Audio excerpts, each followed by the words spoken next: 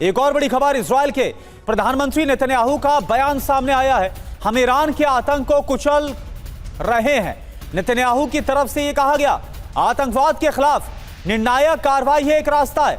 Gaza, Lebanon, Yemen से लेकर Iran तक हमला नेतन्याहू की तरफ से यह बयान दिया गया। तो सवाल यह है कि क्या अब जो इजराइल है वो भी इस बमबारी में शामिल होने वाला है जैसा फरवरी और मार्च में देखने को मिला? क्या यह संकेत नेतन्याहू के बयान से मिल रहा है?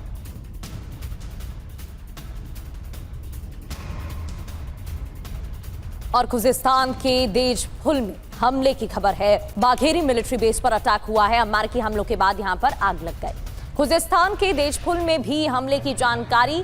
यहां पर भीषण आग लगी हमलों के बाद। बाघेरी मिलिट्री बेस बताया जा रहा है टारगेट पर। भीषण आग इस हमले के बाद लगी। और इस बीच एक और बड़ी खबर, ईरान के अल अमीदिया में भी हमला हुआ है। अमेरिका ने ईरान में दागी है मिसाइल। तस्वीरें भी आपको दिखाते हैं। ये देखिए आप खबर, तस्वीरें आपके सामने। लोग किस तरह से चीख पुकार करते नजर आ रहे हैं क्योंकि रिहायशी इलाका बताया जा रहा है जहां पर हमला हुआ। ईरान के अल अमीदिया में हमला हुआ है। अमेरिका ने ईरान के अंदर जो मिसाइल दागी है, ये उसकी तस्वीर आप देख पा रहे हैं। और ईरान में हमले का एक और वीडियो आया है। अल अमीदियाह में अमेरिकी हमले की तस्वीरें। अमेरिका ने शहर में मिसाइलें दागी हैं। मिसाइल और ड्रोन से हमले किए जा रहे हैं। ईरान में हमले का एक और वीडियो।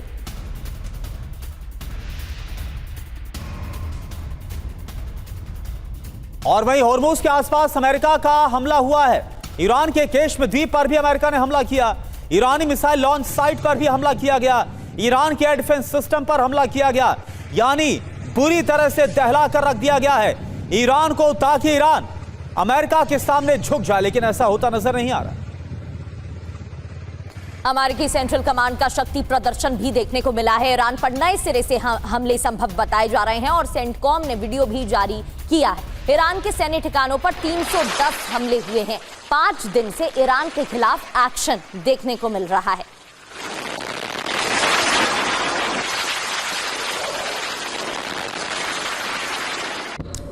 तो अमेरिका का नया वॉर प्लान क्या है, यह आप समझिए। खबर क्या आ रही है? होर्मुज में IRGC की सैन्य किलाबंदी को तोड़ना, इसके अलावा ईरान की अटैक क्षमता पर सीधा प्रहार करना और अब बोट हंटिंग, समुद्री ड्रोन का भी इस्तेमाल करना। तो नया वॉर प्लान आपको बता रहे हैं। मिसाइल और ड्रोन क्षमता पर स्ट्राइक करने की कोशिश। डिफेंस सिस्टम, रडार नेटवर्क पर भी बमबारी। बड़ी बातें क्या है? ईरान पर 5 दिन में अब तक 300 से ज्यादा यानी कि 310 प्रहार हो चुके हैं। लेकिन इसके बावजूद भी महायुद्ध का जो खतरा है वो बना हुआ है। ईरान झुकता हुआ नजर नहीं आ रहा, सरेंडर करता हुआ नजर नहीं आ रहा। मनीष, ये बात तो साफ है कि चाहे पहले 39 से 40 दिन तक युद्ध चला, इजराइल और अमेरिका ने बम बरसाए, लेकिन इसके बावजूद ईरान ने सरेंडर नहीं किया। अब नए वॉर प्लान का जिक्र हो रहा है और अब तो संकेत यह भी मिल रहा है, कल ही हम इस पर चर्चा कर रहे थे कि क्या इजराइल भी इस युद्ध में कूदेगा। नेतन्याहू के बयान से ये संकेत मिल रहे हैं क्या? देखिए, जहां तक इजराइल का ताल्लुक है तो इजराइल ने अपनी तैयारी पूरी कर रखी है। आप कहें तो कमर कसकर बस वो इंतजार कर रहे हैं कि कब वो इस जंग के मैदान में कूदे। बस उन्हें एक बहाना चाहिए। बहाना ये कि ईरान की तरफ से एक मिसाइल इजराइल पर दाग दिए जाए, एक ड्रोन वहां तक पहुंच जाए तो वो कहेंगे कि देखो जी, ईरान ने हमला कर दिया है और इसीलिए अब हम जंग में जा रहे हैं। क्योंकि वो चाहते हैं कि अमेरिका हो या फिर इजराइल के अपने लोग हो, दोनों को इजराइल की सरकार और सेना कह सके कि चूंकि ईरान ने इजराइल पर हमला किया इसलिए हम जंग करने जा रहे हैं। बस इसी का वो इंतजार कर रहे हैं।